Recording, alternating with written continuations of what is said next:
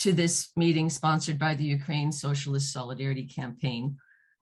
It is the first of two discussions on fascist ideas on the left. My name is Cheryl, and I will be chairing this meeting. The influence of extreme right-wing ideas within the left isn't new, but it's reached a level today that is unprecedented, as we will see in the presentations, and for that reason warrants our attention, our study, and our response. So these two meetings are the beginnings of an attempt to understand this phenomena, where it comes from, and talk about how to respond to it. For the purpose of this meeting, we are defining fascism as an authoritarian and centralized form of government based on ultra-nationalism, which operates under a capitalist economic system. It involves the atomization of the working class based on violent suppression of all working class organizations, and also based on extreme violence directed at various identified scapegoats, categorized by gender, race, sexual orientation, disability, religion, etc., and with a privately controlled mass media.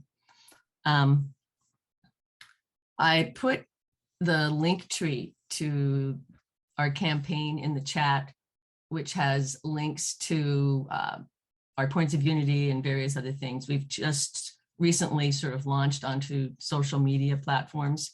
So if you're interested in that, please check that out. In regards to use of the chat during the discussion, we discourage people from using it excessively because it's distracting, but also because we'd really prefer that everyone be able to hear what everyone has to say. And we'll do our best in the discussion. I'll do my best in the discussion to make sure that everyone gets to speak and say what they want to say. And if we have time for 2 rounds of discussion, we'll do that. So some of the material, the historical material that John's going to be covering today, it will be familiar to many of you who've been involved in the socialist movement and consider yourself to be Marxist for many years. But we wanted to lean also heavily in the direction of younger people who we do not assume know that history and that perspective. So if you find yourself going, oh, I already know this, just bear with us. We'll get to the more interesting part for you. So we know we're not the first people to sound the alarm on this situation, and we won't be the last. And we look forward to hearing to the perspectives of other people who may not consider themselves Marxist or who are aware of this problem, people from different communities that I hope are here to share their experiences in regards to the influence of the fascists on the left. John's presentation is going to be by necessity on the long side, around 30 to 35 minutes. They really worked on it. He worked on it very hard. He and Megan worked on it, and there was no other way to cover the material besides that. So just check. Okay, so this is being recorded and it will be posted on our YouTube channel sometime in the next week. And there'll also be links for further reading within that posting. And as mentioned, that there will be a second meeting to cover the second half of the topic next Sunday, same time, same place. So with that, I'm going to give a very brief introduction of John, John Reimann is going to be doing the presentation. John's a lifelong socialist, lifelong union activist. He's traveled different countries. He's to interview as a journalist, really, as a socialist journalist, and he's running for mayor of Oakland as a socialist candidate. Okay. John, go ahead. Okay.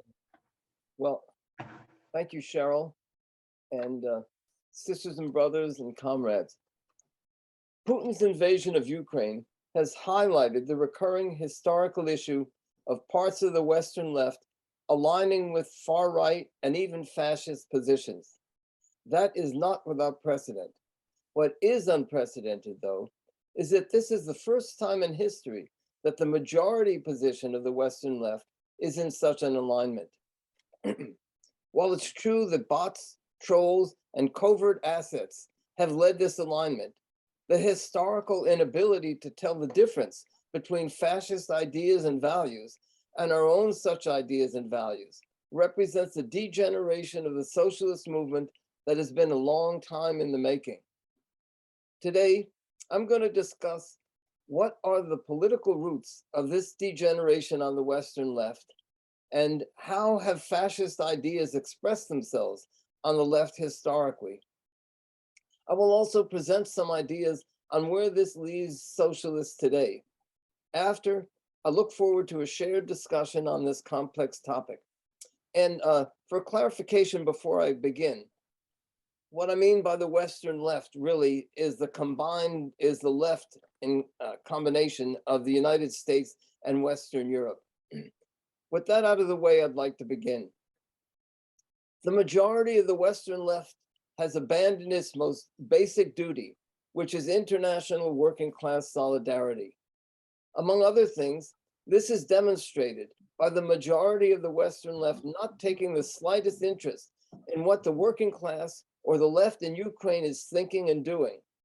In place of aligning itself with the Ukrainian working class and the Ukrainian left, this majority of the Western left has at a bare minimum given political cover to Vladimir Putin, the head of state who is the foremost centralizer and promoter of the forces of chauvinism, bigotry, and outright fascism in the world today. And the fact that most of the Western left claim to, quote, oppose the invasion makes no difference whatsoever, given that they give political cover to it by spouting all of Putin's excuses about NATO and all of Putin's claims about Nazi domination of Ukraine and that the 2014 uprising was a coup. While simultaneously, this Western left openly opposes the ability of Ukraine to get arms to actually fight the invasion.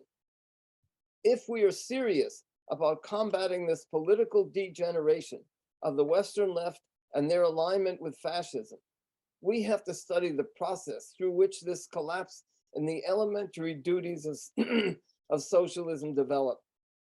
But first, before we discuss the political roots of degeneration, we must acknowledge that there are outright capitalist agents deeply responsible excuse me, for the alignment of the Western left with Putin. They have played a significant role in cultivating the landscape for reactionary political thinking and even fascism. Here are three of many examples of agents of the US government and of the American far right.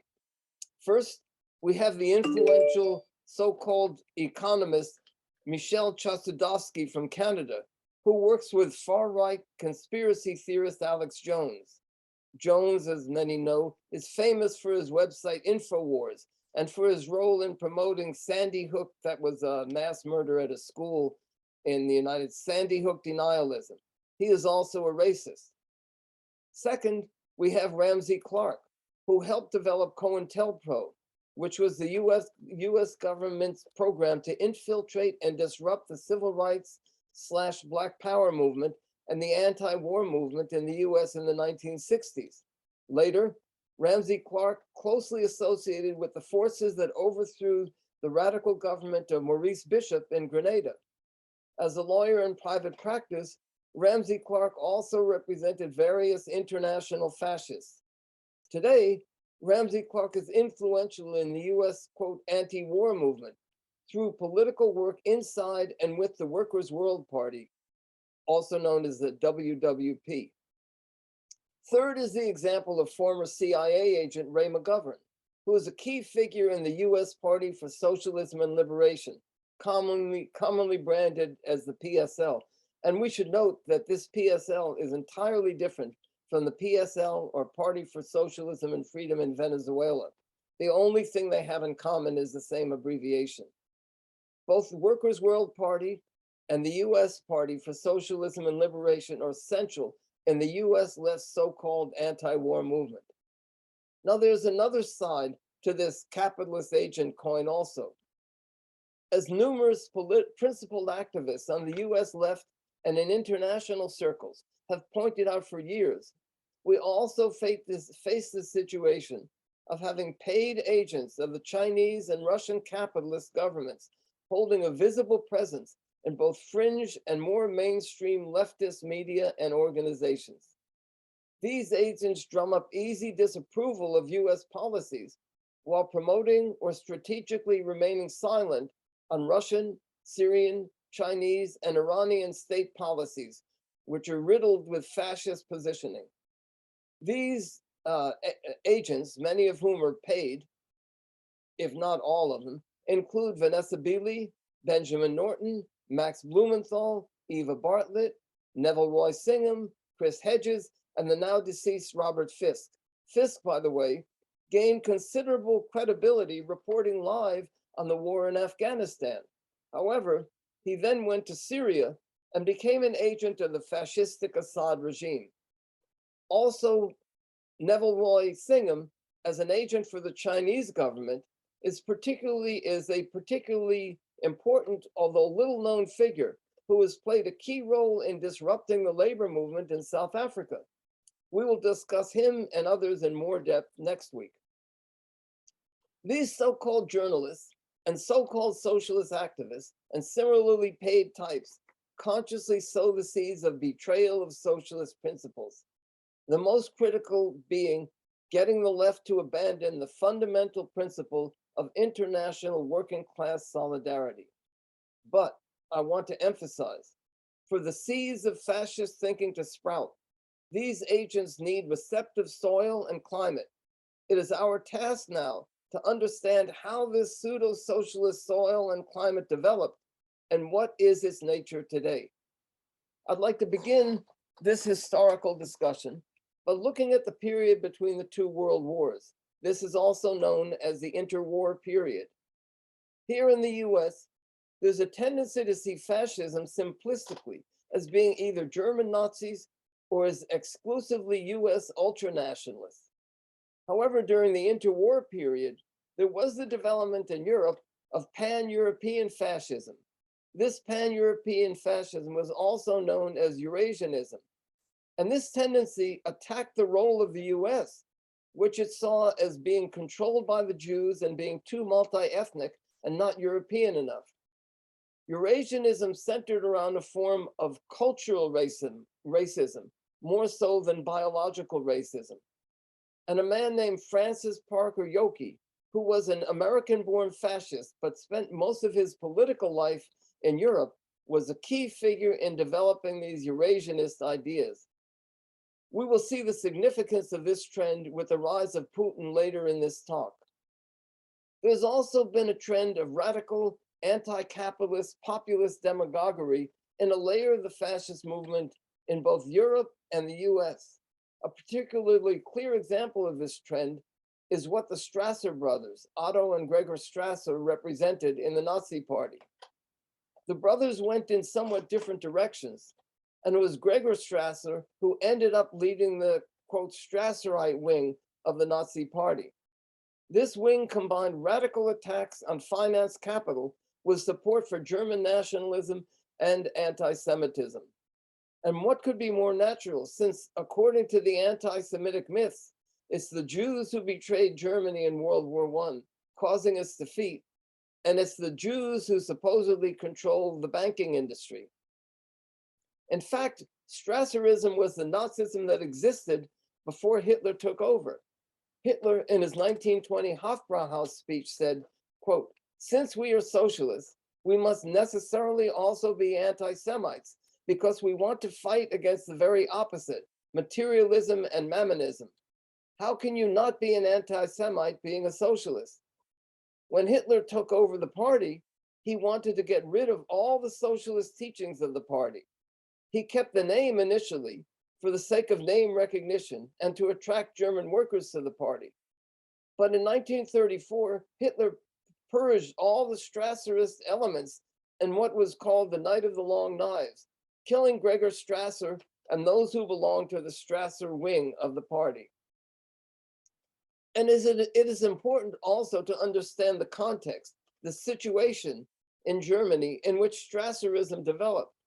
It was the period in which German national pride or patriotism had taken a blow due to its defeat in World War I. The result was that patriotism, German nationalism, was on the upswing. Also, there was an extreme economic crisis in Germany, first with runaway inflation, and then with worldwide Great Depression, with the worldwide Great Depression. The result of that was a rising anger at the capitalist class. So what Strasserism did was combine these two moods and channel them into fascism through the Nazi or National Socialist Party. The significance of Strasserism can be seen if we look at the US today. Here, we see a similar situation to what existed in Germany, except nowhere near as extreme. We see the weakening of US imperialism over the last decades. We also see the continuing economic attacks on the US working class. And MAGAism, Make America Great-ism, exploits both of these. Think about some of Trump's main themes when he ran for office in 2016. Rebuild US heavy industry, oppose the Trans-Pacific Trade Pact, and return the US to its former position of unchallenged global power. His campaign had elements of Strasserism in it. This leads us to the question of the trend of radical anti-capitalist and populist demagoguery in a layer of the fascist movement in the United States. And American fascism is similar to European fascism in that it holds anti-Semitic and racist views and similarly has a history of attacking aspects of capitalism. And yet, as one might expect, early American fascism had a peculiarly American flavor. Now, in the US, fascism has usually been directly associated with biological racism as opposed to cultural racism. But there are some exceptions, the most prominent of one being the Proud Boys, who advocate cultural racism. In common with European fascism, US fascism has an anti-Semitic core. Here are two examples. First, at the turn of the 20th century, you had Tom Watson of Georgia, who, that's the state of Georgia, not the country of Georgia, who went from being a leftist politician to a far-right demagogue. Tom Watson had been a leader of the Populist Party, which was a left-wing radical agrarian party in the US South. Watson and the Populist Party attacked the bankers and the railroad trusts and the so-called, and called on poor white people and poor Black people to unite against the so-called parasites. But what the Populist Party and Watson never did was attack the whole system of white supremacy itself. They never dealt with enforced segregation, lynchings, and the denial of the vote to Black people. Watson ran for office based on an appeal around this common economic interest of Black and white poor farmers. And when he was defeated for office, based on that very limited appeal, it wasn't so hard for him to shift directly to becoming a demagogic racist and a nativist and making appeals on that basis. Now, another example was Huey P. Long in Louisiana. As governor, Long instituted quite a few public works projects, and he became immensely popular, including among Black people there. He catapulted this popularity into becoming senator where he initiated a movement called Share Our Wealth. This movement criticized FDR's New Deal as being inadequate, and it called for massive federal spending, a wealth tax, and wealth redistribution. Long actually laid plans to run for president against FDR, but he was assassinated in 1930 before he could run. After his assassination, Long's chief lieutenant in the Share Our Wealth movement, Gerald L.K. Smith, then linked up with the anti-Semite Father Coughlin, and from there turned to overt Nazism. These examples give us a glimpse into a trend of radical anti-capitalist populist demagoguery in a layer of the fascist movement, both in Europe and the US. However, there also were some things that were specific to the US brand of both radical left and fascist movements. The peculiarly US flavor of these movements resulted from two unique factors in how US capitalism developed. First was that alone among the imperialist powers, the US capitalist class never had to fight a war of ideas against the feudal aristocracy like they did in Europe. The result was that simplistic and extremely pragmatic thinking tends to be particularly strong in US culture, irrespective of class. Marxist co-thinker Friedrich Engels explained it well. Engels described the US contempt for theory as, quote, a superstitious belief in every philosophical and economic absurdity, religious sectarianism, and idiotic economic experiments, which, however, are profitable to certain bourgeois cliques. This has been especially seen in the tendency toward all sorts of simplistic monetary panaceas or cure-alls, including the panaceas of a single land tax, of greenbackism, and of free silver. And today, incidentally, we have the modern monetary policy, MMP, that will supposedly solve all our economic problems. MMP is supported, by the way, by Alexandria Ocasio-Cortez, among others. The second unique factor of how US capitalism developed results from the existence of the US Western frontier as a release valve that allowed East Coast, Midwest, and Southern workers, overwhelmingly white workers, to be clear, to escape the working class by moving out west. That contributed to a class consciousness that has always been weaker than in other industrialized countries. It exists, I want to emphasize, but it is weaker than elsewhere. We saw partial appeals to class consciousness in the Southern populist party's turn of the century appeals to, quote, the common man, and the use of terms like producers versus the, quote, parasites and the moneyed interests. The term producers refers to white male manual workers, which not only excluded Black workers, it also implicitly excluded Jewish workers, since what it really was talking about was industrial workers, and Jewish workers tend not to be part of it, tend not to be so much in the industrial working class. It also excluded women. As for the parasites, that term referred to men, to men who did not work with their hands, banker types, who were sitting more comfortably in offices. And at that time, they implicitly were Jews, the international bankers conspiracy, and so on.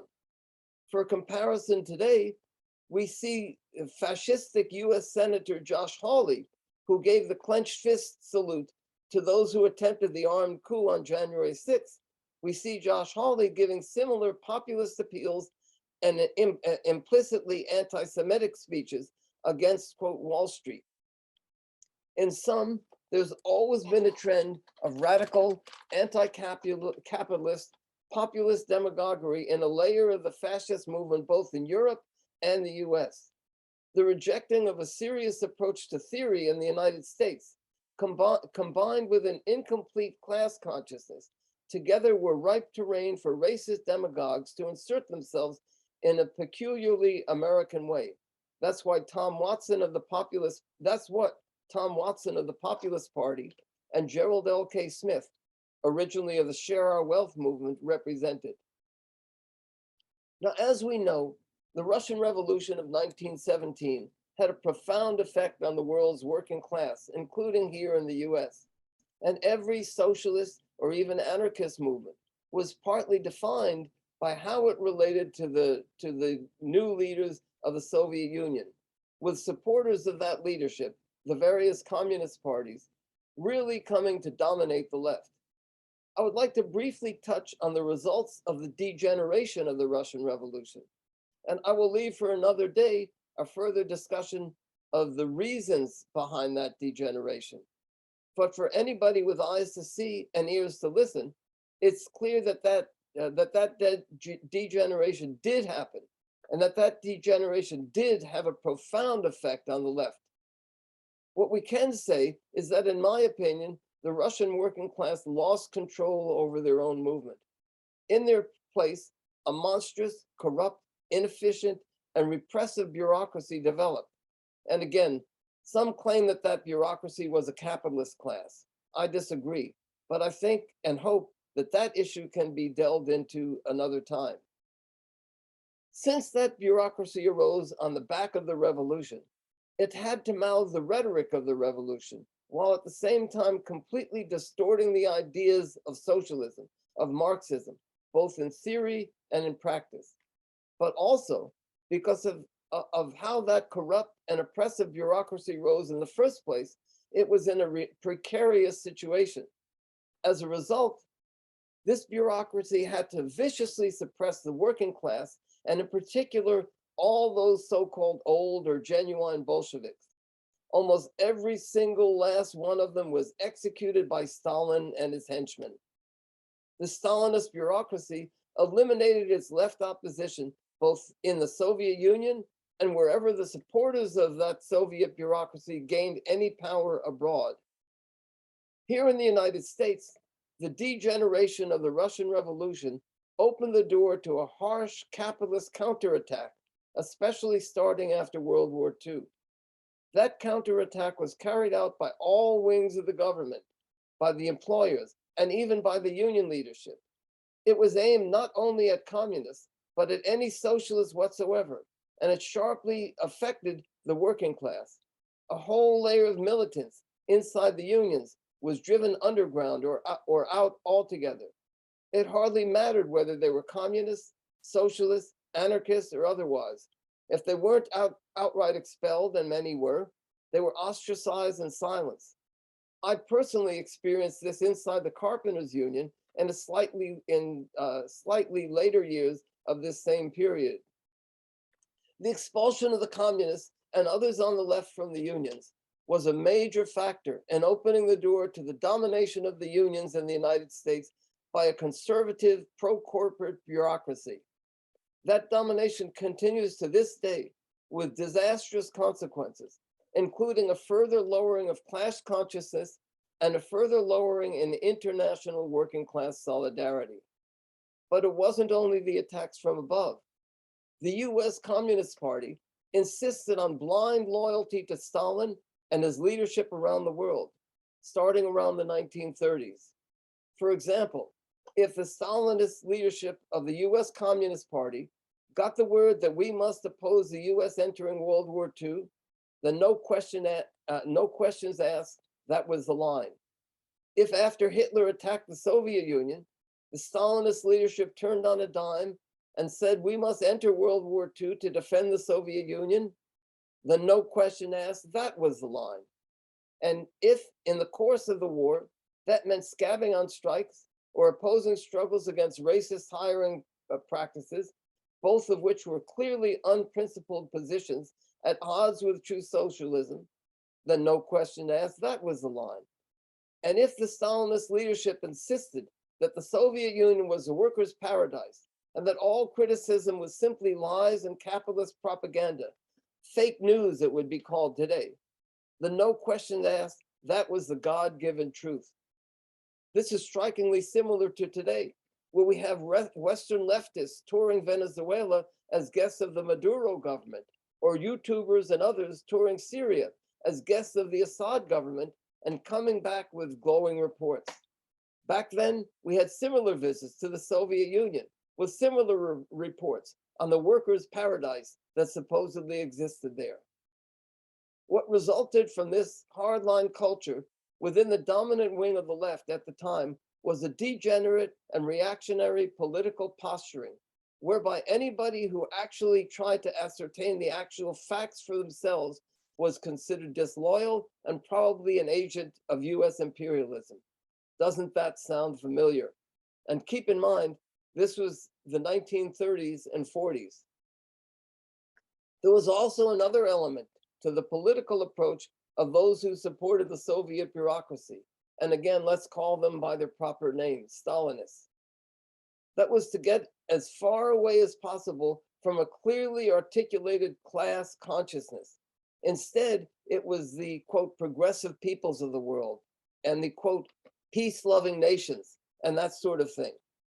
Moving language and theory away from a clear class consciousness paved the way for the abandonment of class struggle in class terms, and in practice led to abandoning socialists' most basic duty, again, which is building international working class solidarity.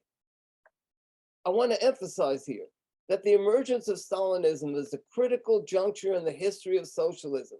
This Stalinist wing is overwhelmingly responsible for creating the soil and climate for both the degeneration and, in fact, utter perversion of socialist theory and practice. And incidentally, it's no accident that all these former Stalinists now support either overtly or covertly Putin's invasion of Ukraine. So what happened was this: although they come from completely different situations and the dynamic is totally different, in its outer appearance, Stalinist rule in some ways came to resemble the rule of fascism in some ways. This included totally crushing freedom of speech, all-out government surveillance of the mass population, and mass incarceration and mass executions. Any organizing of, by, and for the working class was crushed altogether.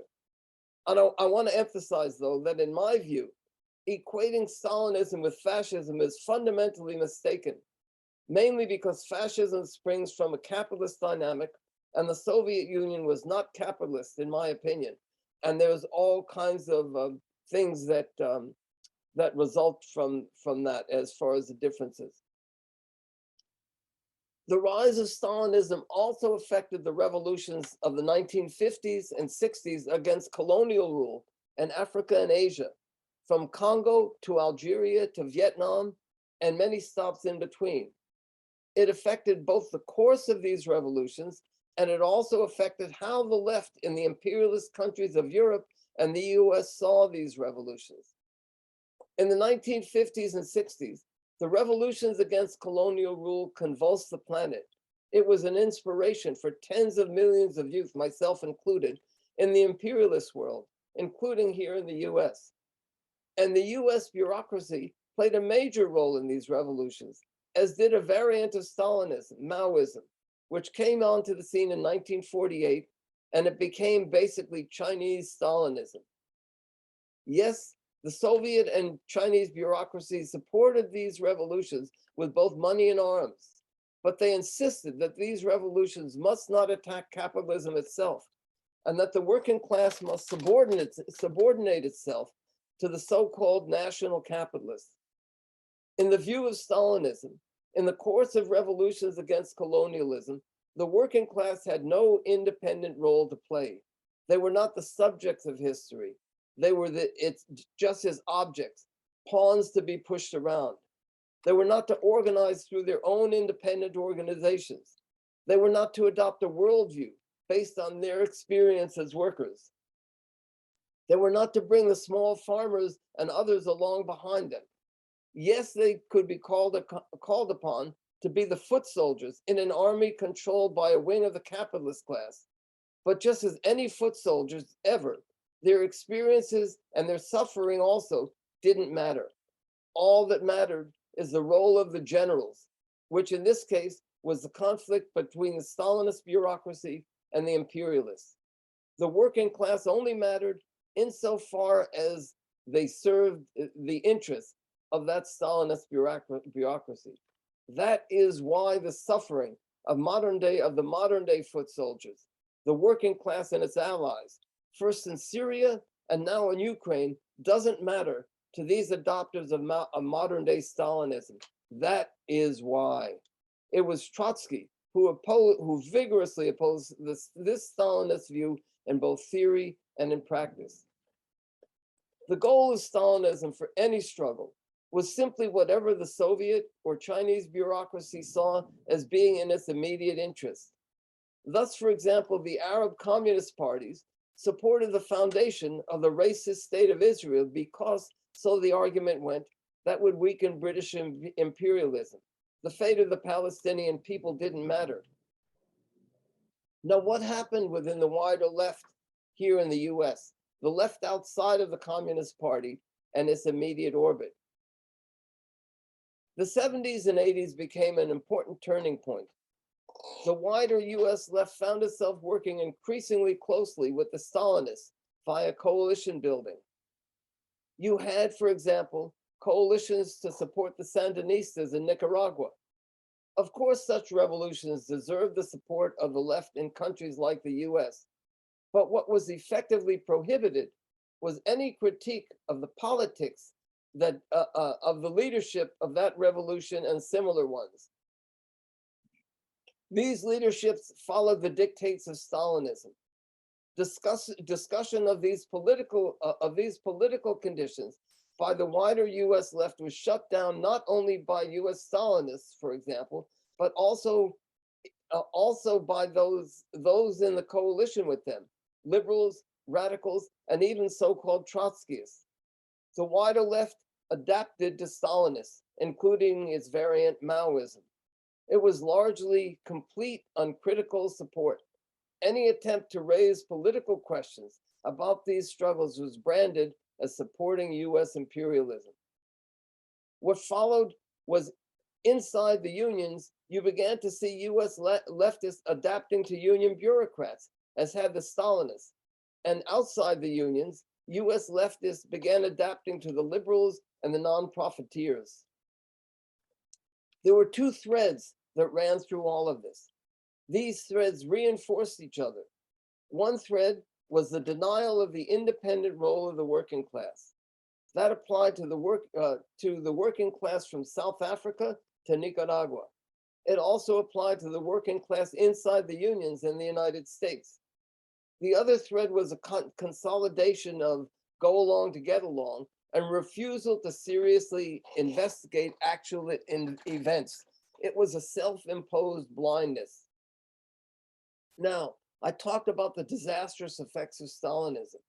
We've seen how the ideas of socialism became thoroughly perverted, and also how any sort of independent thinking, any attempt to actually ascertain the actual facts or to build working class independence was suppressed. But paradoxically, with the collapse of the Soviet Union and its return to capitalism, this degeneration of socialist politics got even worse. Putin's rise to power in 2000 initially amounted simply to the chief gangster dominating his rival gangsters. But Putin came to realize he had to build a base of popular public support at home. With the 2004 color revolutions in Eastern Europe, followed by the 2011 Arab Spring revolutions, Putin was increasingly aware of the growing distaste for totalitarian leaderships. The 2014 Maidan uprising in Ukraine was the final straw. Putin began building his base through the Russian Orthodox Church and its ideology of mystical appeals to the glory days of the old Russian Empire and actual fascism. Putin used and uses to this day the propaganda theme that both Stalinists and a previous generation of fascists used, anti-Americanism, not in the sense of opposing imperialism and oppression on principle, simply that the United States was the source of all evil in reality because it was a rival to Russian imperialism. In other words, Putin has slowly revived the 1920s and 30s fascist ideals of Eurasianism. These ideals today are expounded by the Russian fascist ideologue Alexander Dugin. An event of central importance that we really should discuss in further depth was a conference held in Moscow in December of 2014. This conference was organized by the Anti-Globalization Movement of Russia, the AGMR. Behind the scenes was that key figure, Alexander Dugin, who was author of the 1997 book called Foundations of Geopolitics. That book is now a playbook for fascists around the world.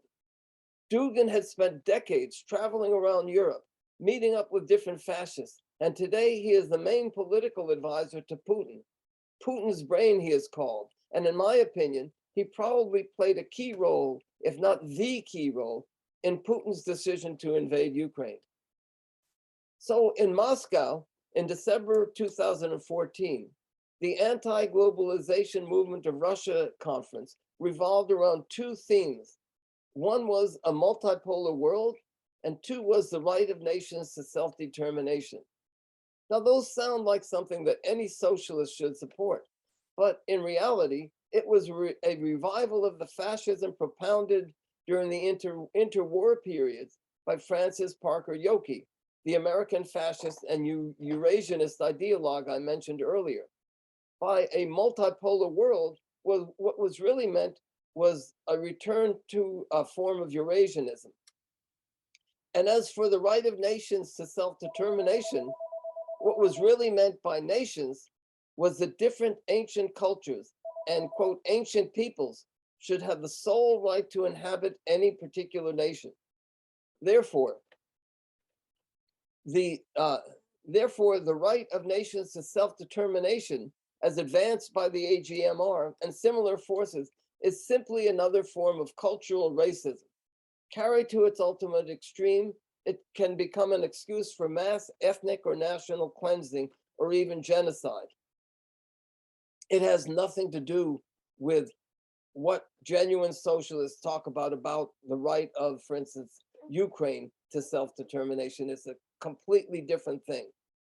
When Putin talks about Ukraine having no right to exist, in fact, he does it in those terms, talking about the ancient Rus peoples.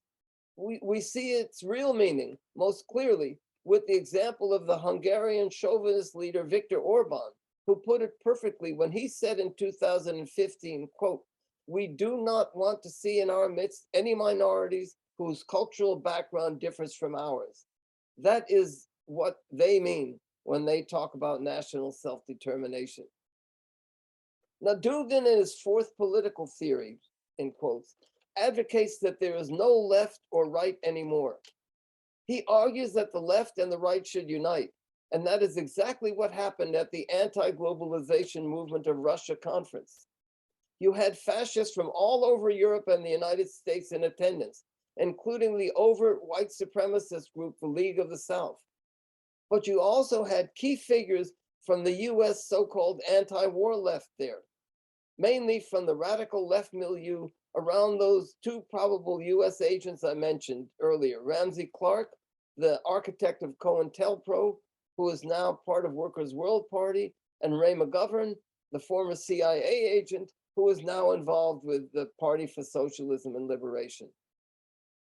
The largest left group in attendance was the United Anti-War Coalition, UNAC, the American so-called leftist organization that purportedly advocates against police abuse at home in the States and against Washington's military interventions abroad, but fails to condemn police abuse in Russia and Russia's military intervention abroad. UNAC attendees included Margaret Kimberly of Black Agenda Report, Bill Dawes of the International Action Center, and UNAC's co-coordinator Joe Lombardo. UNAC is a regular guest at the People's Forum, which is connected to Code Pink founder and Uyghur genocide denier Neville Roy Singham, who was mentioned earlier as being an agent for the Chinese government. So I just want to start to show all these links that exist. So as you can see, for one of the first times, the US left came into physical proximity and overt ideological alignment with the fascist right. It was a very significant moment. Now, as I said earlier, the return of capitalism to Russia made the degeneration of socialist politics in the Western left even worse. Together with his #1 ideologue, Alexander Dugin, Putin not only built a base in Russia, but also worked to build a base outside of Russia. As Dugin's fourth political theory advocated, Putin built a base of support in both the Western far right and the Western left. Putin has succeeded in helping bring much of the Western left into political alignment with the Western far right. But I want to emphasize, it wasn't simply Putin alone, nor was it the other agents I've mentioned alone, including the US capitalist agents. The conditions had been prepared by all of the previous history. In the US, by the relatively weak class consciousness and the tendency to pragmatism, which spring from the very way US capitalism developed. Globally, by the disastrous role of Stalinism, and then, ironically, by the return of capitalism in Russia, its so-called satellite countries, and in China. These theoretical confusions were already there when Putin arrived on the scene. The neglect and even outright denial of the centrality of the independent role of the working class, both at home and abroad, was already there. The neglect for the lived experiences of the working class and the masses of people was already there. The refusal to seriously examine the actual facts and actual events was already there. All of this had its own inherent logic, its own natural course of development. These theoretical confusions in and of themselves organically led to the abandonment of international working class solidarity. That is the main point. So, comrades, I conclude with this. There is a long historical precedent for theoretical degeneration in the socialist movement. At the outbreak of World War I, the majority of the socialist movement betrayed the world working class and betrayed socialism by siding with their, quote, own capitalists in their imperialist adventures. French socialists sided with French capitalists. German socialists sided with German capitalists. British socialists sided with British capitalists, etc. They abandoned that fundamental principle of international working class solidarity. That betrayal didn't come out of nowhere. It simply revealed a rot that had been developing for a long time before World War I. But out of the ashes of that old socialist movement, a new, invigorated, revolutionary movement developed. That movement also degenerated. How and why is the subject of this discussion. And what amounts to effective support for fascist-loving Putin is simply the culmination of that degeneration. Where does that leave us? What can we help to accomplish in conjunction with thousands of others? Our collective task is to understand what happened and why, and to contribute to the struggle to rebuild a new revolutionary socialist movement out of the ashes of the old. Thank you. Thank you, John. I'm losing my voice here. So hopefully we'll have enough time for everyone to speak that would like to, and also give John a chance to answer questions at the end. Although I think we have to be a little bit flexible with that. If someone has a burning question, and Ted, I see your hand, then maybe John will answer it directly. Well, I'm going to have to sort of play that by ear. So I'm going to give each speaker 3 minutes, and because we do have 37 people, so we'll see how it goes. Okay, and I'm assuming everybody knows about how to use the raise your hand function, because it should be, well, it's in one of your menu boxes. If you don't know how to use it, raise your hand wildly and hopefully I'll see you, or send me a note in the chat box. So, okay, Ted, go ahead. Okay, thanks, John. You covered a lot. I want to talk about a couple of episodes in the history of the Third International and how they're related to the rise of Putin. I think in John's presentation, he talked about the bureaucratization of the workers' movement. And if you look at that before the First World War, that was the social root of the social patriotism of a large section of the socialist movement. But after the First World War, you had something qualitatively different. You had the Russian Revolution. And within Russia, you developed a state bureaucracy. That state bureaucracy didn't have complete power until 1928. In 1928, or at the end of 1927, the beginning of 1928, there was what amounts to a coup d'etat within the Russian Communist Party. And this is when Stalin and his clique took power in Russia and in the Soviet Union and in the Third International. And they launched what was called the Third Period, which I'm not going to explain in any detail. But in the Third Period, the communist parties of the world all marched in step with the Russian Communist Party and called the social democratic parties of the world social fascists. And in Germany in particular, this was a disastrous policy where the Communist Party even supported physical attacks on the Social Democrats, and they even supported referendums initiated by the extreme right. This was the beginning of the term brown-red or red-brown alliances in the Third Period in Germany. And it was under the directives of the Communist International, led by the Stalinists who had taken power there through a coup d'etat in Russia. And it was a disaster. The Nazis came to power in 1933, outlawed the Communist Party. And the next episode that occurred were the purges and the purge trials within the Soviet Union, where the Bolshevik leadership was executed.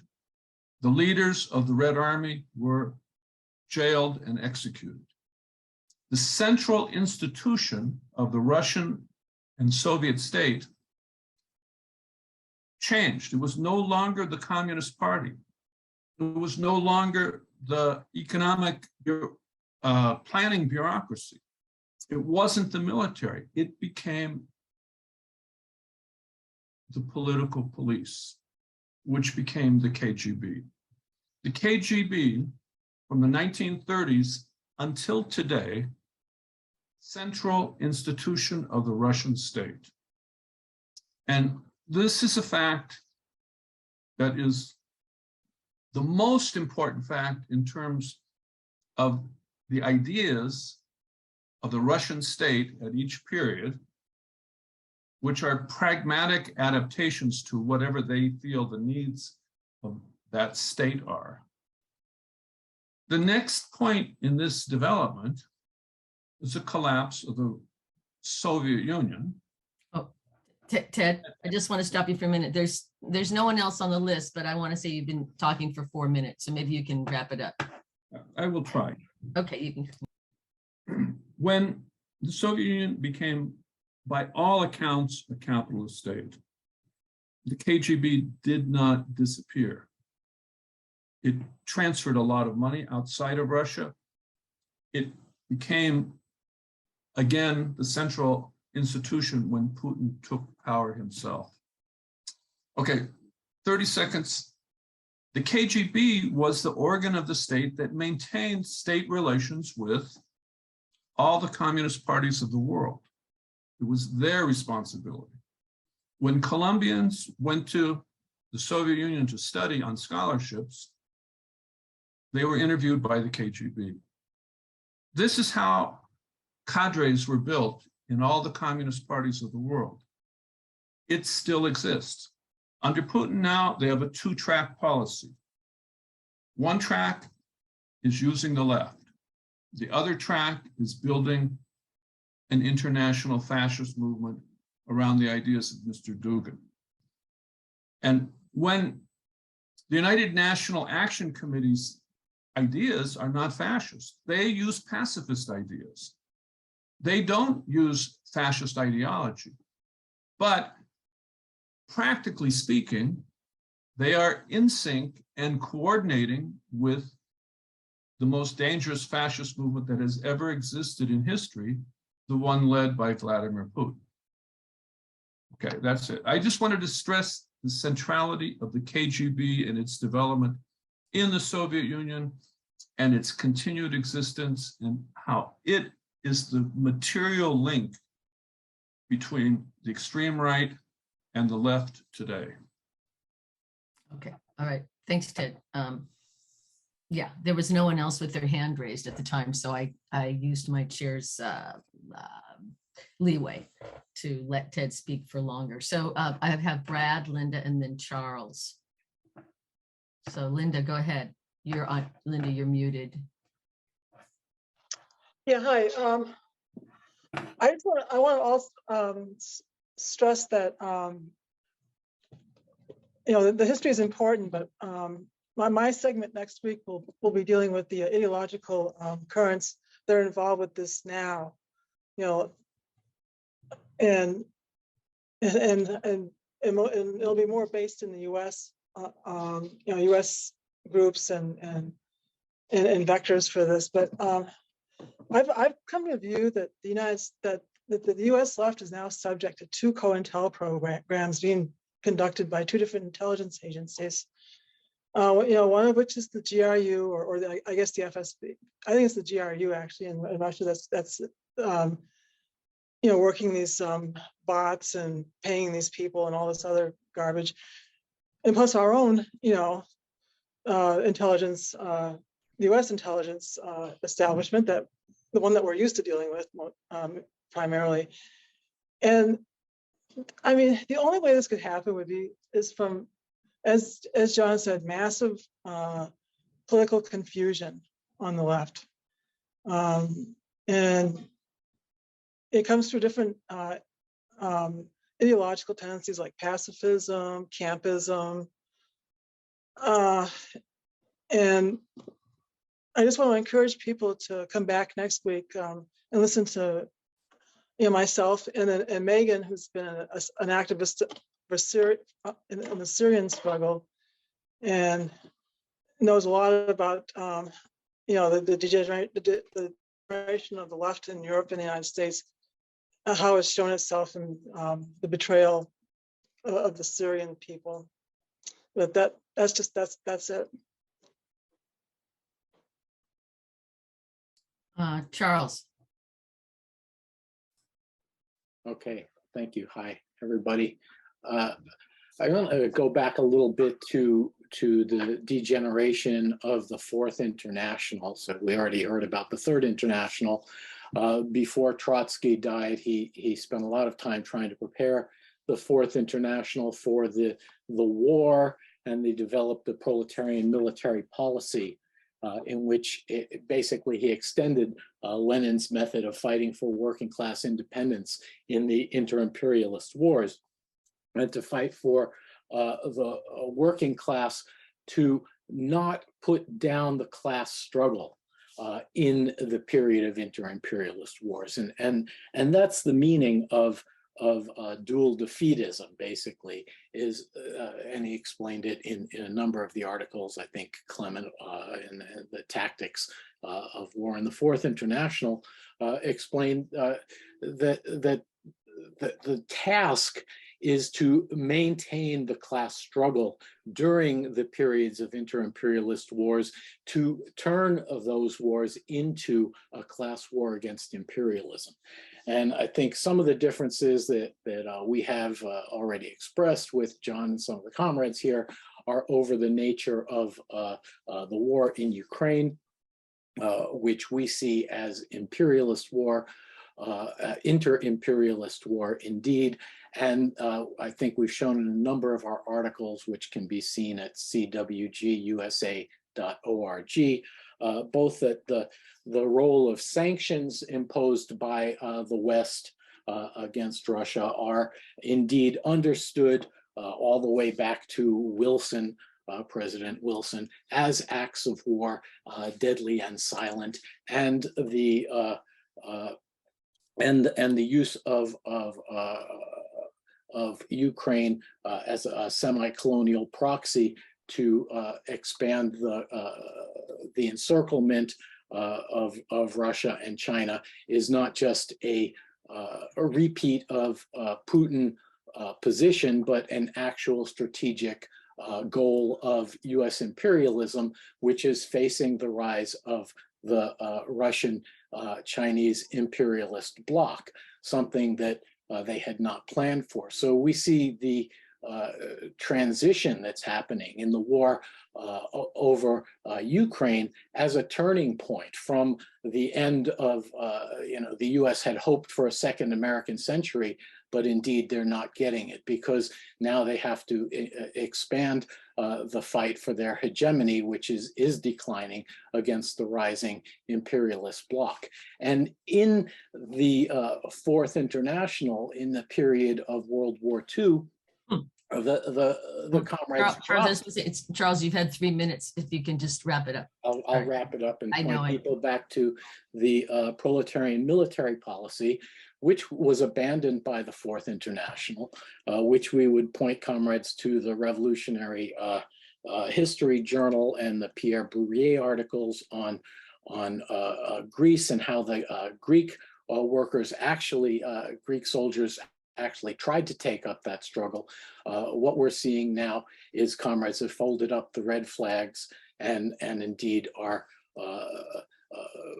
in exchange are waving the blue and yellow, and we call the comrades to a new Zimmerwald to rise back the red flag of permanent revolution and national self-determination through the fight for a sovereign Soviet Ukraine. Okay, all right. So we have Simon and then Sasha.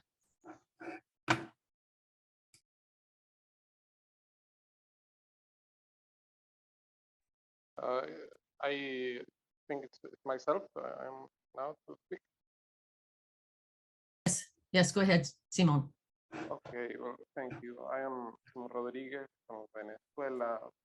Just at first, I want to express my disagreement with this intervention right now, which characterizes the war as inter-imperialist, which would, in effect, make it impossible to have a correct policy of supporting the Ukrainian resistance. Simon, can you somehow increase the volume? We can't hear you very well. If you can put your mouth closer to the microphone or something. I don't know if this helps. Yes, that's better. That's much better. Good. Okay, well, first I wanted to express my disagreement with the characterization of the invasion of Ukraine as an inter-imperialist war, which occurred, because I think this incorrect characterization would, in effect, make it impossible to have a political line of support for the Ukrainian resistance. I think this is incorrect, and incorrect analysis leads to disastrous policy.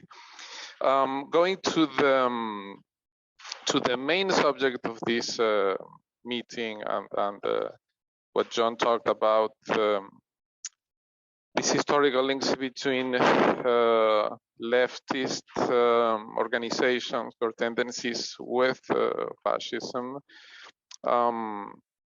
One general observation I would make is that this sort of exercise of drawing historical parallels and links could be also made of other political currents. For example, you could do a research on links between liberal organizations and liberal thought with fascism, social democratic organizations and thought with fascism, and so on.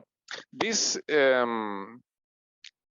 I want to point out because, of course, from a liberal point of view, commentators would say that revolutionary left coinciding or self-proclaimed revolutionary leftists coinciding with fascism would be like a almost inevitable consequence of the illiberal content of socialism, just as anti-democratic tendencies coming together. And of course, this is not the perspective that we have. We think that this is a consequence of class collaboration. One of the most extreme consequences of class collaboration, which is deeply embedded in Stalinist thought. Also, I wanted to bring up for the knowledge of people here that the Cuban government, through the Fidel Castro Center, which is like a sort of think tank or editorial organization of the Cuban government, has recently published a compilation which it has titled Russian Sociological Thought, which you would think would be a rather academic, theoretical compilation, but it's actually propaganda and fascist propaganda. The main author in this compilation is actually Dugin himself. And so it's very worrying that the status that is being given by the Cuban government because of the influence that the Cuban government has on the Latin American left.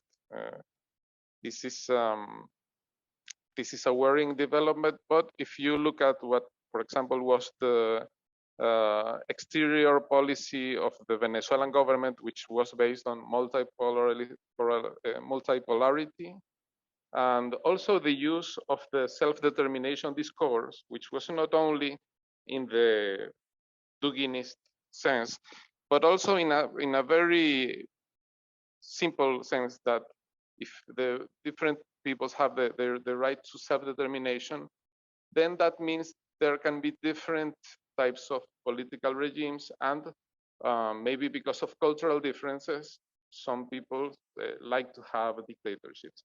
This seems like a very stupid argument, but that's what it actually means. It means that democratic rights are not a universal value because of cultural relativity, and so to criticize dictatorships in non-Western countries would be like to not respect self-determination.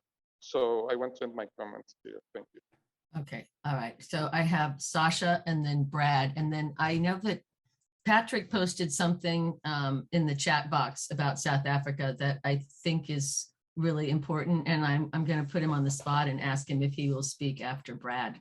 So you can always choose not to, Patrick, but in any case, okay. Brad, go ahead. And I apologize. I'll defer to Patrick. I'll wait for him. Okay, Patrick, where are you? Patrick? Indeed, I'm here. Where am I? In Johannesburg, South Africa. I'm so grateful to check in with you and learn, especially John, the depth of that historical materialism I'm going to aspire to when I turn my attention to residues of Stalinism. I think that may be one of the things, perhaps next week, if you're interested in the ongoing meltdown of the biggest trade union and an important media outlet, partly because of this nostalgia that we could sort of find in a let's say a tradition in which for 60 years, roughly, the Soviet Union was a very important anti-apartheid financial and military ally. And I think that's something I can never, because I sort of came out of US solidarity movements and moved here about 30 years ago, but I can never quite get my head around, because it meant that our Communist Party was for the Soviet troops in Hungary and in Czechoslovakia, and was more or less the last to really come to grips with the death of Stalinism. And I'm still getting my my head sorted on why, particularly the role of Royce Singham and a more pro-China orientation led our biggest union to come out in its conference, which was a sort of meltdown this week, to support Putin's invasion. It does ring so similarly to the critique of the kind of Western Stalinist influence, but it actually has a real grounding here that gives it a certain kind of prestige. And I would add one, let's say a vulgar Marxist interpretation as well, which is that the main source of income for our ruling party, the African National Congress, this year has been a Russian manganese oligarch who gave a quarter of his sort of local ownership to the investment arm of the ruling party. So anyway, I aspire to a deeper materialism, but there you have it at this stage. But I certainly will be back next week to see what you have to say about the contemporary situation. Thanks for this great opportunity. All right. Thanks, Patrick. Brad. Thank you. I'm speaking here only for myself, but my participation in Ukraine solidarity finds its motivation in precisely the subject matter that John has presented, which is the long-term degeneration of the socialist movement, whether reformist or revolutionary. And this, not surprisingly to me, occurs in connection with the Russian invasion of Ukraine, because ground zero for this historic degeneration has clearly been the place that was directly subject to the Stalinist regime, the classical Stalinist regime, or post-Stalinist after 1956, or whatever you like to, however you'd like to describe it, which of course was Eastern Europe. And by Eastern Europe, I include Russia and Ukraine as well, since Russia is a European country and not a Eurasian country. So, not surprisingly then, in our present time, the Eastern Europe, including Russia and Ukraine, have acted as, well, in the past, we used to talk about, in the revolutionary movement, centers of the world revolution. But what we have so far in the last 30 years in Eastern Europe, from my view, has been a center of world reaction. It's not an accident that the far right in the United States looks up to the Orban regime in Hungary, or to the vicious anti-abortion laws in Poland, and so on and so forth, as well as Putinism itself, as inspirations in the United States itself. So,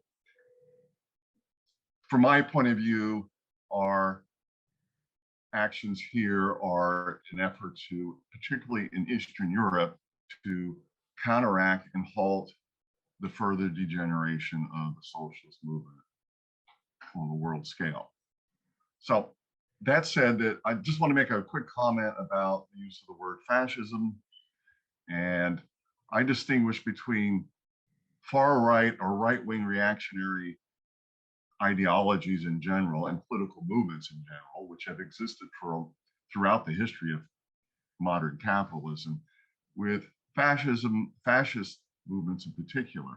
Fascist movements are a branch of political reaction that specifically targets the socialist movement, independent working class organizations, for total destruction. And I'll leave it at that. And finally, I'll just apologize a bit to Charles for my reaction, my sharp reaction last time to the Zimmerwald.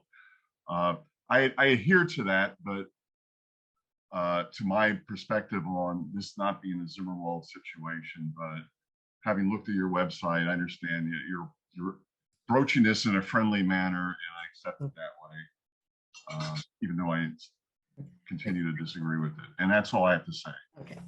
All right. Thanks, Brett. So I'm going to call on Sasha, and then I'm going to call on myself.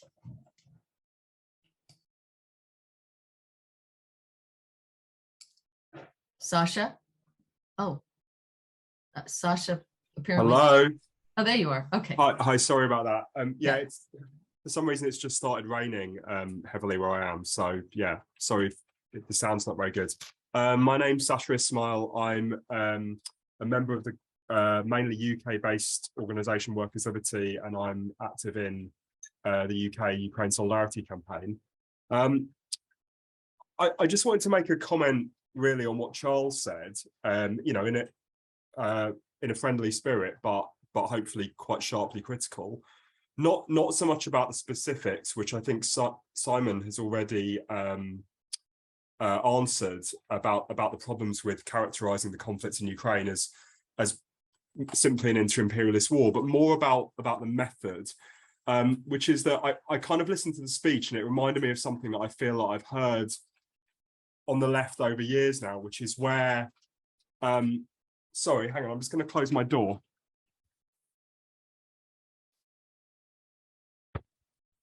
Something I've heard on the left over years, which is where a load of phrases are kind of brandished, which really have very little relationship to reality, and they don't function as a way of trying to describe and elucidate reality so we can understand it and engage with it. They just function as a kind of way of fitting reality into preconceived concepts that sound Marxist, but actually really have very little in common with the genuine Marxist method. So, you know, if you take what Charles said, it really doesn't explain what's happening in Ukraine at all. It really doesn't explain the nature of the conflict. It really doesn't explain the nature of what Russia is doing to Ukraine, the nature of what Ukraine is doing to resist, the nature of the West's role in the conflict. So from that point of view, it's useless for us as Marxists to try and orient ourselves. So, and it seems to me, beyond the specifics of Ukraine, important as that is, it says something much bigger about what the Marxist left is for. And the fact that all too often Marxism has basically been reduced to a series of phrases that have really very little relationship to reality. And I think that's kind of, that's an important aspect of the degeneration which John described.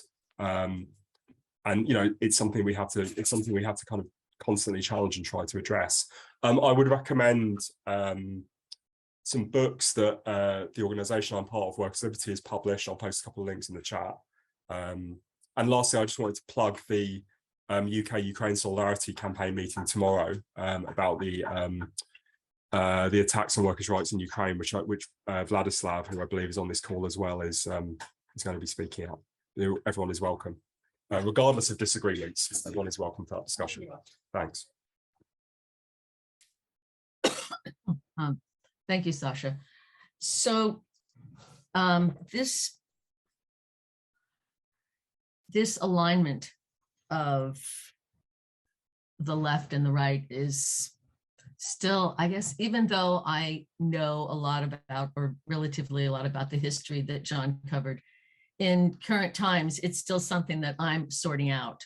And I'm not a young person. So my biggest concern in regards to this, I don't know, crises, if you will, is all of the young people that are being drawn into, or who are attracted to leftist ideas, leftist organizations, to socialist ideas, which continues and will continue, that they're not aware of this. And that's one of the main reasons why we're having this meeting and this series of meetings, and why we're raising this alarm, because they generally don't know the history, and they certainly don't really know that somebody that they're talking to may have gone to a conference in Russia, and that was sponsored by a fascist. I don't know.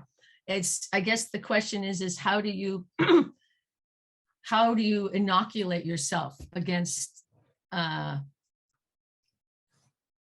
do you become somebody who's conscious enough to see through something? I think it's a serious thing. I don't have an answer to it, except for this is why we're having these meetings. The other thing I want to talk about is how when we were talking about defining fascism, and I think for everybody that's a socialist, we understand that at the heart of it is the smashing of the working class and of working class organizations. And yet that is not something, I mean, as John mentioned in his talk, that in the United States, when people think of fascism, Nazism, white supremacy, they don't even think about the working class, and they don't even think about really, oh, unions, well, why would they go after them? And I think it's because, well, something that was touched on in the discussion so far is that I mean, the working class and the level of working class consciousness in the United States is very, very low, and that the union representation and the labor movement as a whole is, well, almost invisible to most people. But for me, that's a really interesting and important aspect of this that needs to be talked about more. So I don't see anyone else on the list. So I don't know that that means that we're at the end of the discussion. It could mean that. Is there any mess? Simon, you have your hand raised. Okay. Yeah. Go ahead, Simon. Just a short one, because what I want to say actually will be more useful next week, because we're going to talk about the contemporary situation. I agree with John on like the history, that mainly we talked about the Stalinization of the left, but we should not forget that it's not 100% linked with Stalinism. We have a problem with Stalinism. We have a problem with this anti-revisionist left that is very often linked with far-right policies. But I think in other traditions we can find people who also tend to use nationalist language. Like the last thing I can recall is Panagiotis Lafanzanis in Greece, a former minister in Syriza government, which comes from Synaspismus, so a tradition, rather Euro-communist, not a Stalinist one, which is now organizing a new party using the Z letter, so like the official Russian propagandist letter used in the Russian war. So and we can't link all these people with just saying with Stalinism, Stalinist degeneration of the left. We should also see that there's a lot of people coming from different traditions, which on the left, which I think the Ukrainian situation made more clear to us, because I remember myself when we had Syria and before that Iraq, Afghanistan. There was a lot of campus. There was a lot of like the red-brown alliances as well, but I don't think we talked about it much. I think Syria and now Ukraine is the point we started to see a little bit more, and that it's getting a bigger problem on the left. That's all for now. Maybe next week some more from me. Okay, I have Stanley and Megan. I don't know who had their hand raised first. Stanley, did you have your hand raised prior? So you go ahead, and then I'll call on Megan. Yeah. Yeah, I'll be short. Patrick mentioned Roy Singham in his discussion, and I just put in the chat an article in New Lines magazine a couple months back about Singham. I think most people know about it, but if you haven't, absolutely see it. Main purpose for talking is Simon talked about what was written in the Cuban press or academia complimenting Dugin or using his ideas. I mean, that is awful and stunning, and I would hope he writes something about that and sends that out. I'm done. Megan. Thanks. Yeah, I just wanted to add in as a point of clarification. During John's talk, there was an audio glitch for me. And so I felt like the meaning of one of these descriptions got maybe messed up. And so just for the record, I just wanted to clarify that UNAC is a regular guest at the People's Forum, which is connected to both the Code Pink founders and Uyghur genocide denier Roy Neville Singham, who John mentioned. And that was just to make sure that we weren't saying that Roy Neville Singham was a Code Pink founder, but is connected to them. That's all. Thanks.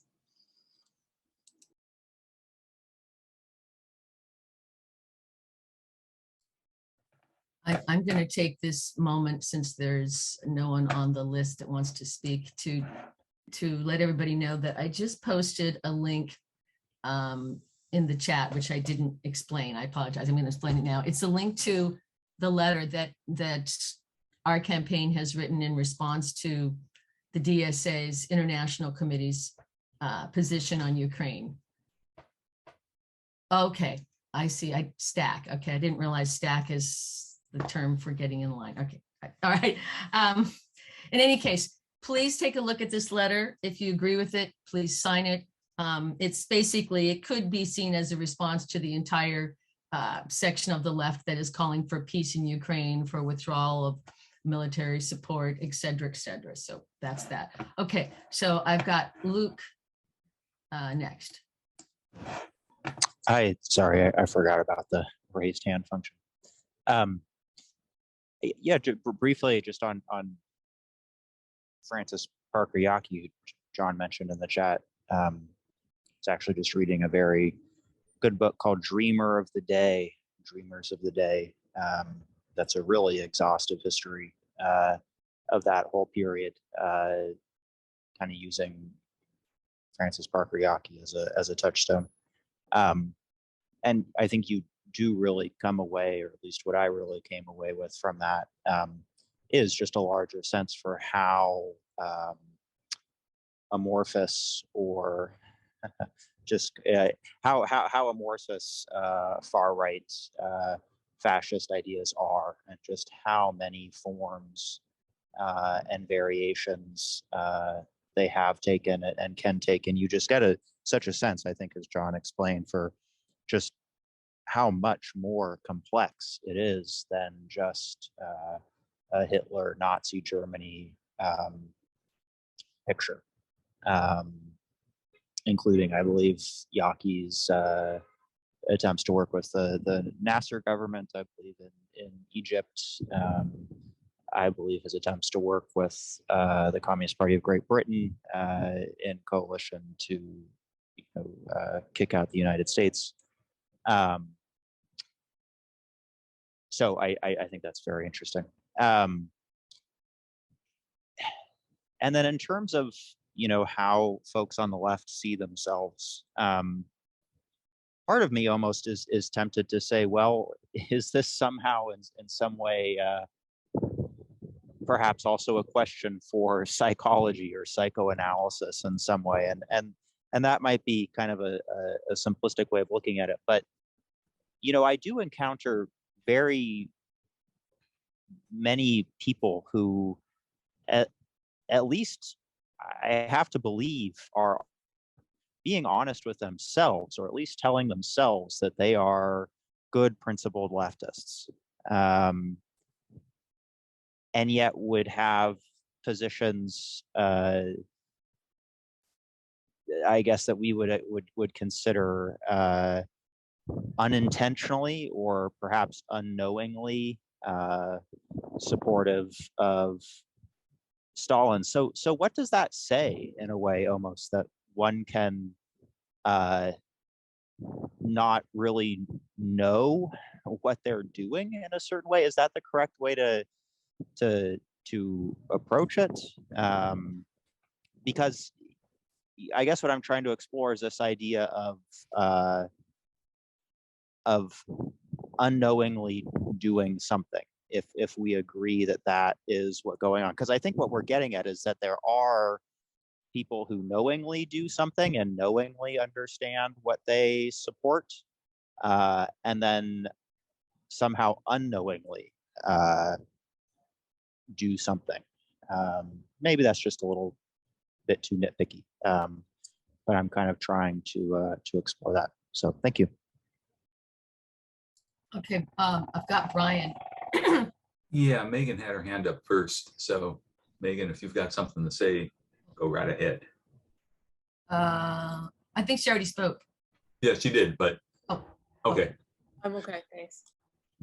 All right, cool.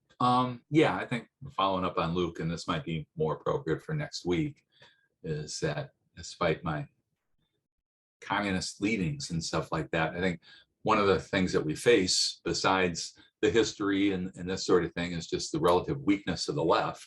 in general, ideologically and whatever.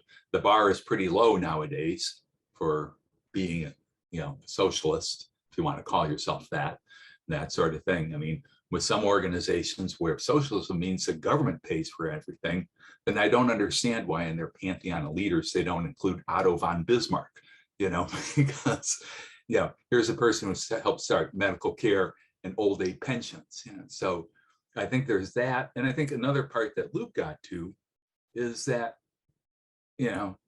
despite the fact of people having feelings for different things, there's also just a culture that they come out of, which is just bourgeois culture, in general, and that's daily life. And they don't necessarily shed that and whatever's ingrained in them when they declare any sort of socialist ideas. I mean, that's one of the reasons why you still find a lot of sexism in the left, and stuff like that. It's because, you can talk for an hour with friends, and then the other 167 hours a week is just being reified by status quo.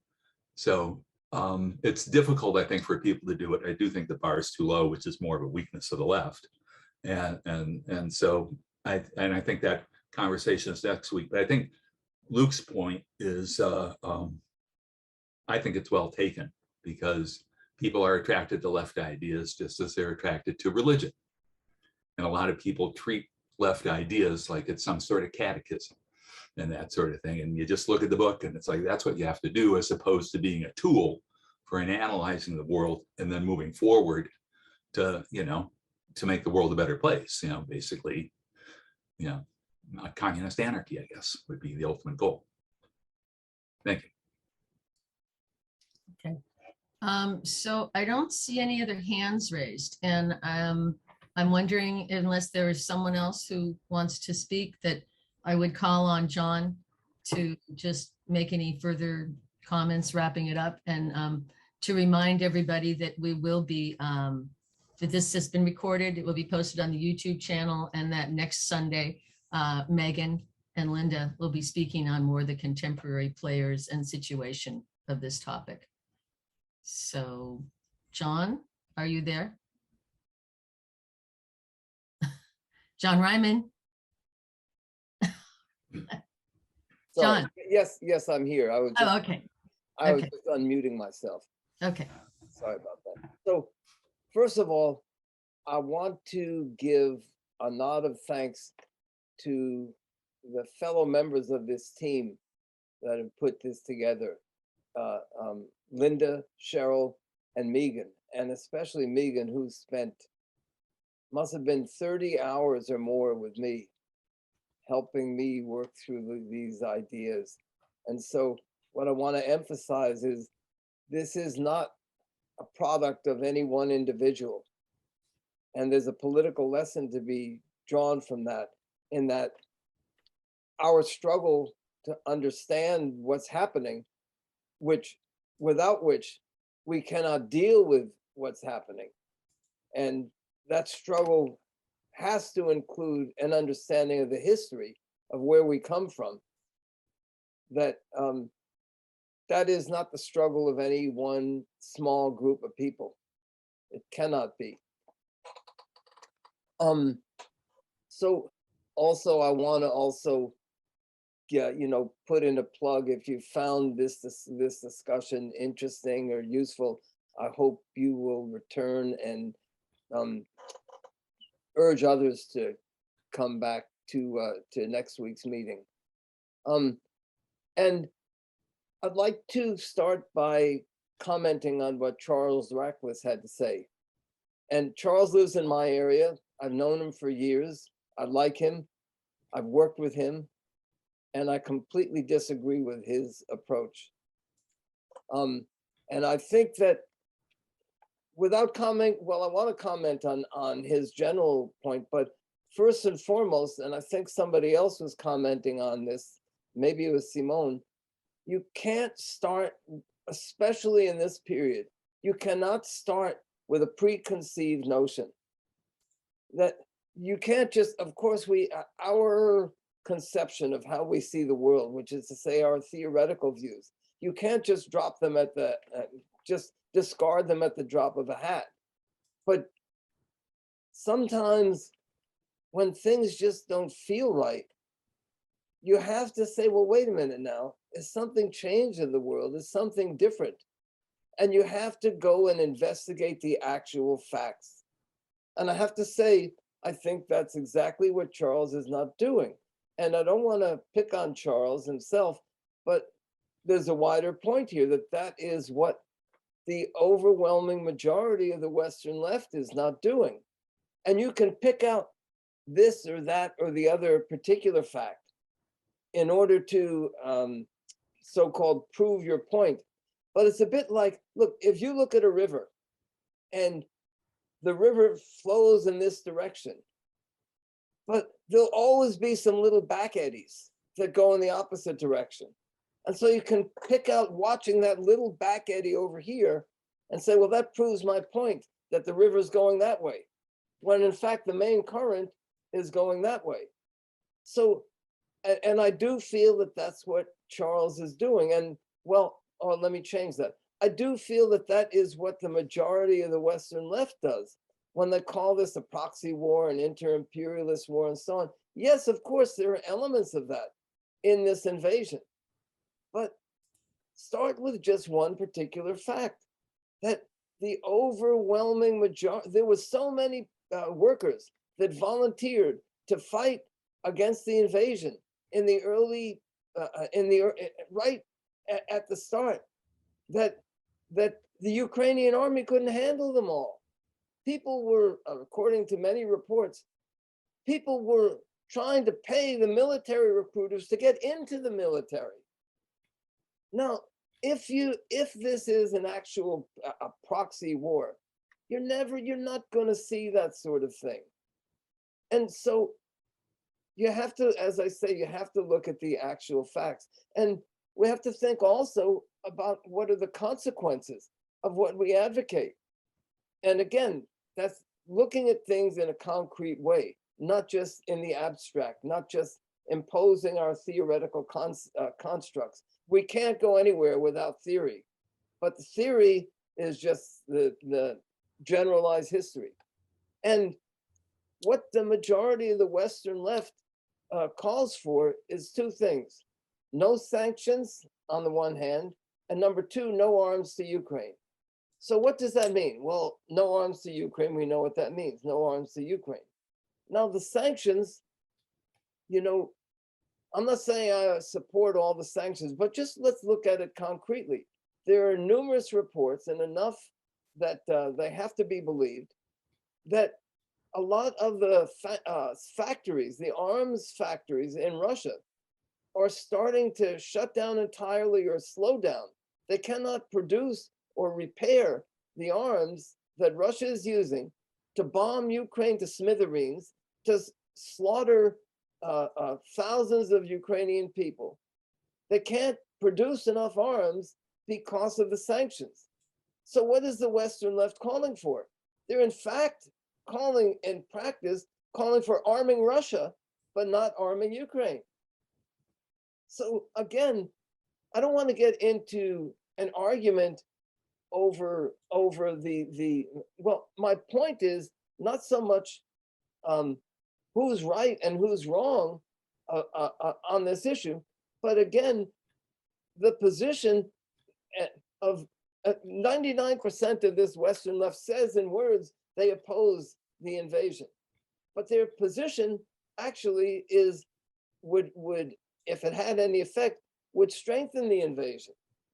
So, and as I said, that is an example of this whole historical trend that I tried to point out, of refusing to imposing certain theoretical constructs without looking at the actual facts.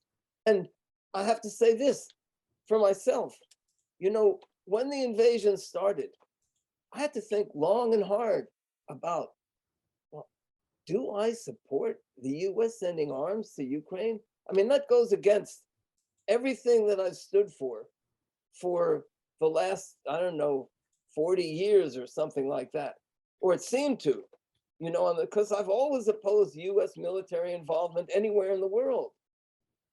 But I had to think about, I had to think it through exactly in that way. And I don't think I was alone in that.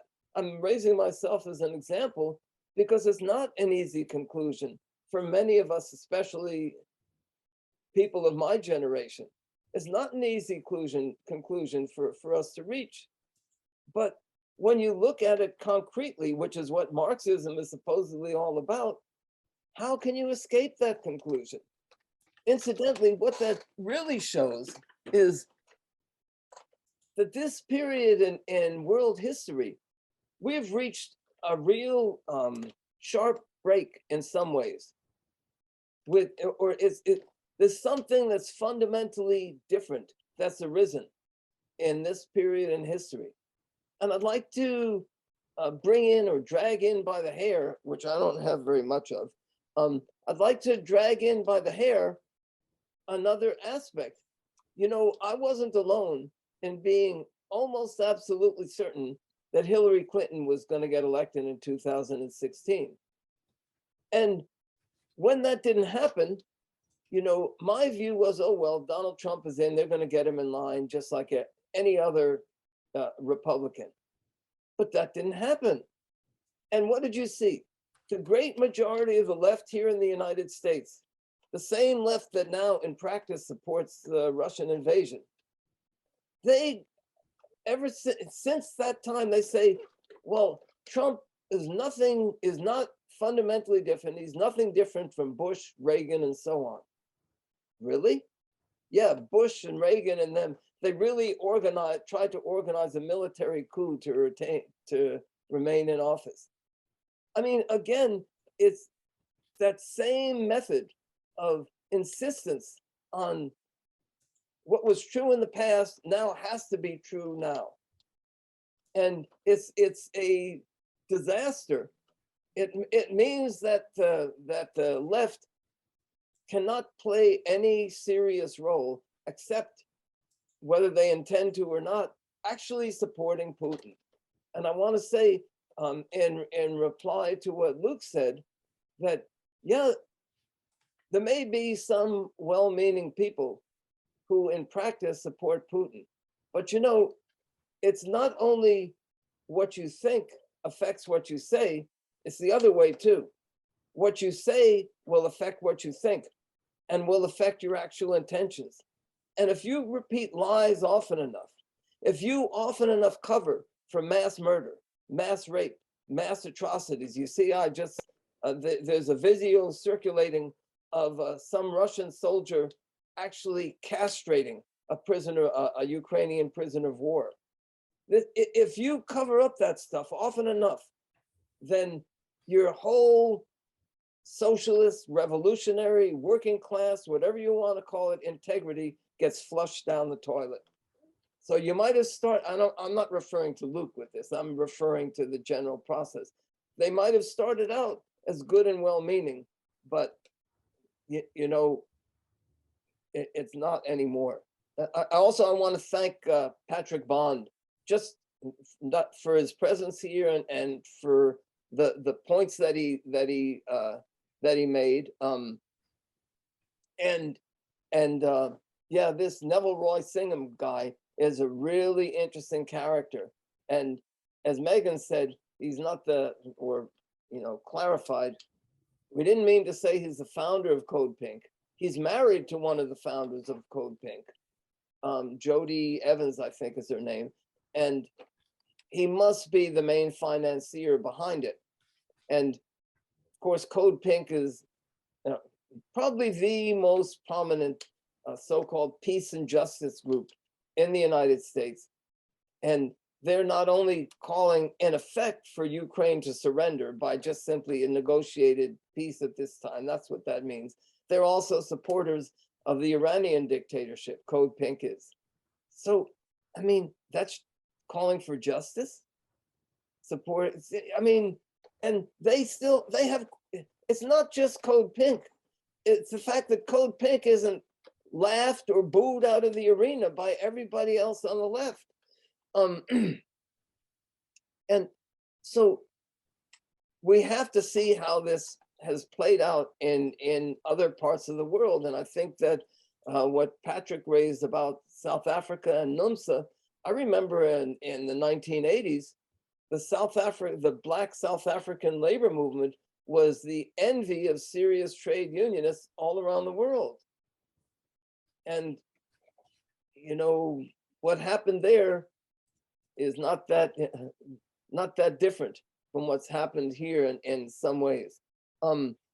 Also in response to Sasha and what a lot of people, you know, what we've seen, I'm ever reminded of what Giuliani said about the elections here. We have our theories, we just don't have the facts. And that could be the motto of 75% of the Western left.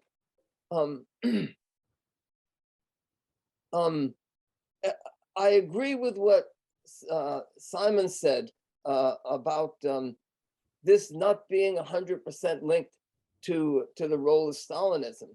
And in the United States, you also see the liberals, social democrats, and so on, who historically have not had any problem working hand in glove with the Stalinists just many, many times. And you see it happening again. And also, as I explained, the role of populism in the United States, the denigration of the role of theory, pragmatic thinking, and all that, which has been a historic trend here way before Stalinism ever even came on the scene. Also, I think that what Cheryl said about being cut off from the working class is fundamental, because if you don't keep in mind what the working class is thinking and doing and their experiences in your own country, you're sure as hell not going to be keeping in mind that as far as the Syrian or Ukrainian working class. So just in conclusion, you know, the world working class and the socialist movement, which should stand at its head, was caught unprepared for World War I. And it suffered the consequences of that. And I would say that we ourselves have been caught unprepared for these developments. And we are suffering the consequences of that. And the only way to try to prepare at least a small layer of the world socialist and anti-capitalist movement is to try to prepare it and try to repair some of the damage that's been done, is by going back, studying history, studying what happened and why, and then drawing some practical conclusions for the future. And that is what we are trying to do here in this one meeting as one small part of that overall task. And I hope that others here and elsewhere, especially in Ukraine, that they will play a huge role in preparing that, in building anew out of the ashes of the old, a new genuine world socialist revolutionary movement.